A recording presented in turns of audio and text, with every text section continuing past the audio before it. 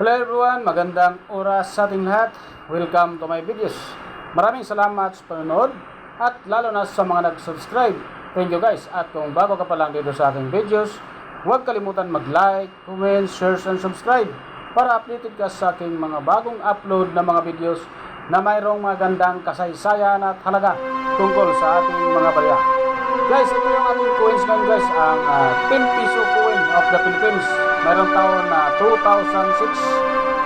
Si Apolinario Mabini at si Andres Bonifacio. I-share ko sa inyo guys ang napakaganda na mga history dito at informasyon tungkol dito sa baryang ito guys. The 2006 10 piso coin of the Philippines featuring Apolinario Mabini and Andres Bonifacio is part of the Philippine Coin Age series minted by the Bangko Sentral ng Pilipinas or BSP. Here's the historical context of the coins and their significance. Ito kayang kanyang background guys sa ating 10 piso coins. The 10 piso coin was introduced in the Philippine currency system as part of the modernized coin series in 1997. The intent behind the introduction of these coins was to simplify currency handling and reduce the need for paper notes. Over the years, the design of the 10 piso coin was evolved, and the 2006 issue is a part of the 10 piso commemorative series, focusing on significant figures from the Philippines Revolution. Apolinario Mabini and Andres Bonifacio, the two prominent figures depicted on the coin, are Andres Bonifacio, known as the father of the Philippine Revolution.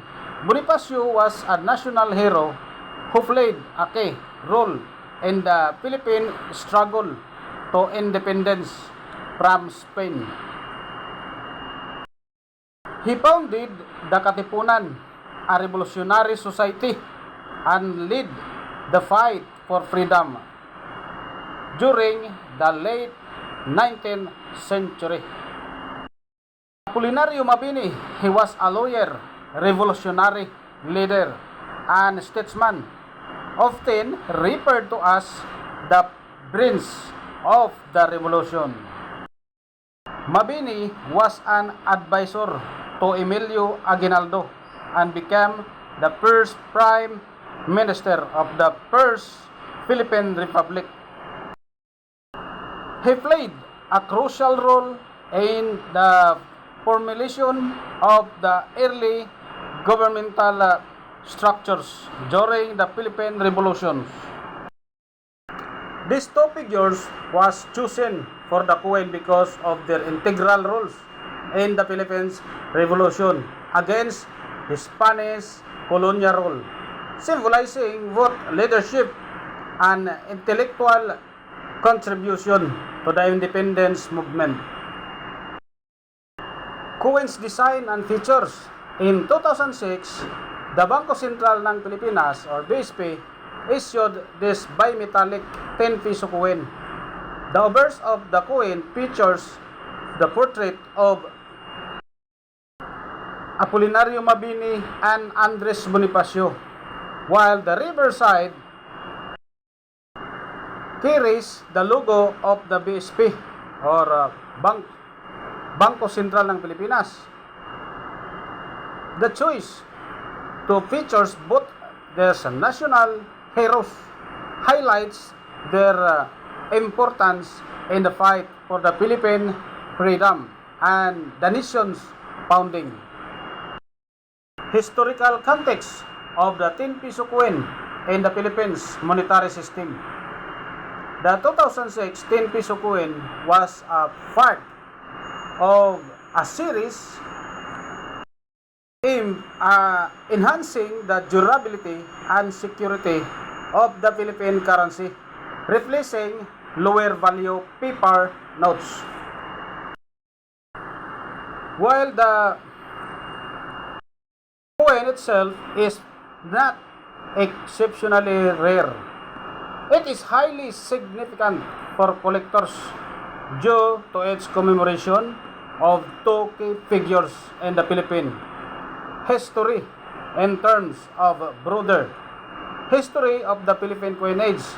Coins like 10 peso reflect the ongoing evolution of the country's numismatic heritage.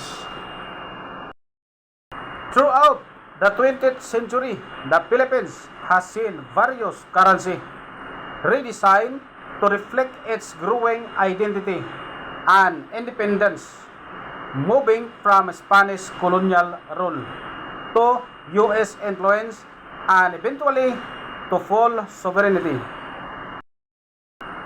Commemorative significance. The 2006 10 peso Mabini and Bonifacio coin is one of many commemorative coins issued by the Bangko Sentral ng Pilipinas or BSP to honor historical events, figure, and milestone. It reflects the Filipino people's pride in their independence struggle and serve as reminders of the sacrifice made by nations, heroes in the fight for freedom. Modern usage and collectibility. Although the 2006 10 peso coin is still in circulation, it is mainly used for collections or collectibles purposes due to its historical and numismatic value. As one of several commemorative coins issued during the 2000s, it has gained popularity among numismatists and collectors, especially those interested in the Filipino history. The coin symbolizes both the modern era of the Philippine currency and tribute to the revolutionary heroes that shaped the nation's path to independence. Napakaganda naman talaga guys ang kasaysayan sa ating dalawang hero sa 10 peso coins natin guys na mayroong taon na 2006. Maraming salamat guys panonood at God bless sa ating lahat.